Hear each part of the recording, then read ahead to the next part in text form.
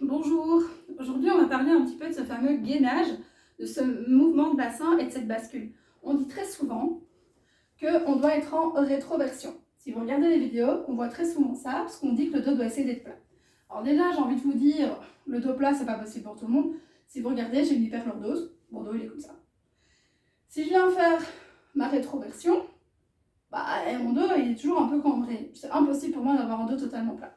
À côté de ça, vous avez des personnes qui ont le dos qui est, voilà, je sais même pas vous le montrer, mais qui est un peu rond comme ça.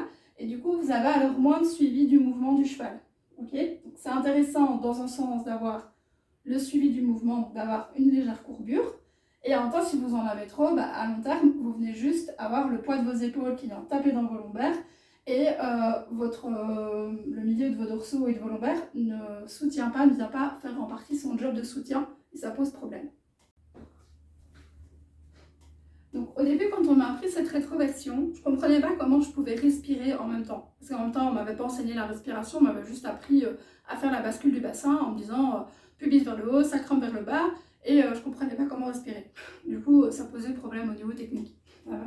Au final, j'ai quand même bidouillé un truc, et puis un jour, j'ai eu un vrai cours de postural, et j'ai fait ok, j'étais pas loin, mais j'étais pas juste. Et c'était pour ça que mon corps me disait clairement, il y a un truc qui déconne, c'est pas juste ce que tu fais. Oui, mais on m'avait pas expliqué, on m'avait pas appris et j'avais pas encore trouvé. Bon.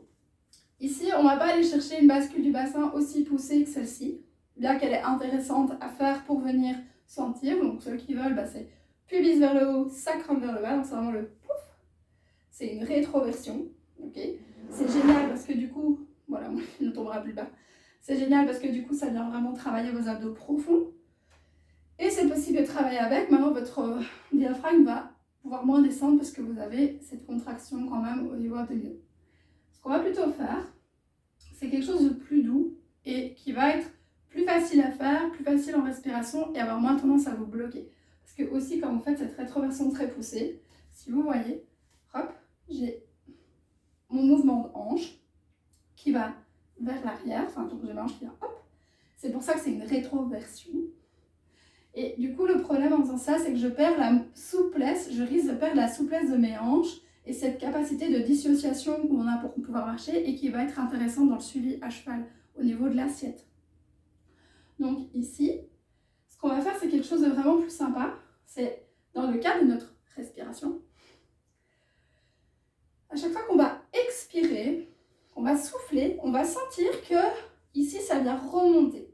Souvent, il y en a qui me parlent d'avoir une bille qui remonte dans le corps. On peut imaginer que vous avez votre slip qui remonte aussi. C'est à vous de venir sentir.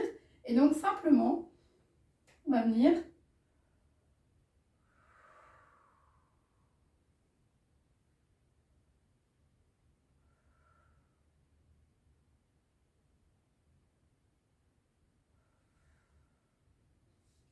Alors, je pense que ça ne se voit pas hyper fort à la vidéo, à la façon dont je viens protéger ma lombaire. Mais c'est surtout là que je sens que ça remonte. Ça remonte ici au niveau du pubis. C'est votre plancher pelvien que vous venez remonter en fait. Et pour les garçons qui nous regardent, vous avez un plancher pelvien aussi. On vous en parle juste beaucoup moins, mais vous en avez un bien sûr.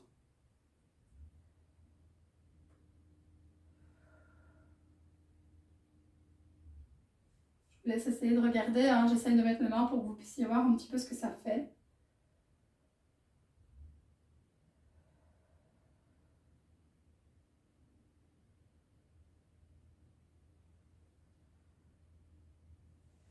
Et rien que le fait de faire ça, vous venez déjà sentir petit à petit que vous venez protéger vos lombaires, que vous venez les soutenir, que vous venez même vous grandir. Et ça, c'est intéressant. Pour pouvoir être grand et droit à cheval, l'idée, c'est d'aller solidifier votre base, mais de la solidifier pas en étant rigide, mais au contraire de la solidifier dans le mouvement. Ça fait partie des choses que je vois aussi beaucoup. Plein de gens me disent « Ouais, mais regarde, je suis droit, je suis tendu, machin. » Oui, mais tu bouges pas. T'es en bloc. Mais encore une fois, vous êtes sur quelque chose qui bouge. Donc la moindre des choses, c'est de bouger avec. Ça va? Histoire de ne pas le gêner. Imaginez un sac à dos plein de briques dans votre dos qui ne suit pas le mouvement de vos épaules quand vous marchez en randonnée. C'est super fatigant et c'est hyper inconfortable. Si vous mettez genre des balles de tennis qui vont plutôt vous suivre, vous allez voir que ça va être beaucoup plus sympathique de faire la randonnée. Voilà. Donc, au niveau du plancher pelvien, c'est vraiment de penser à cette histoire de respiration, de... On remonte En plus, bonus, ben, ça vous fait les abdominaux profonds, c'est ce qui donne le ventre plat. J'ai envie de dire, ça jamais perdu. Ça vient protéger votre dos, ça travaille toute votre sangle abdominale et en plus ça vous permet de garder une certaine souplesse au niveau du bassin et donc d'améliorer votre assiette. Voilà, je vous laisse déjà sur ça ici. N'hésitez pas à tester, mettez vos mains, venez sentir, essayez à cheval. La première chose à faire à cheval, c'est de l'essayer au pas d'abord. Hein.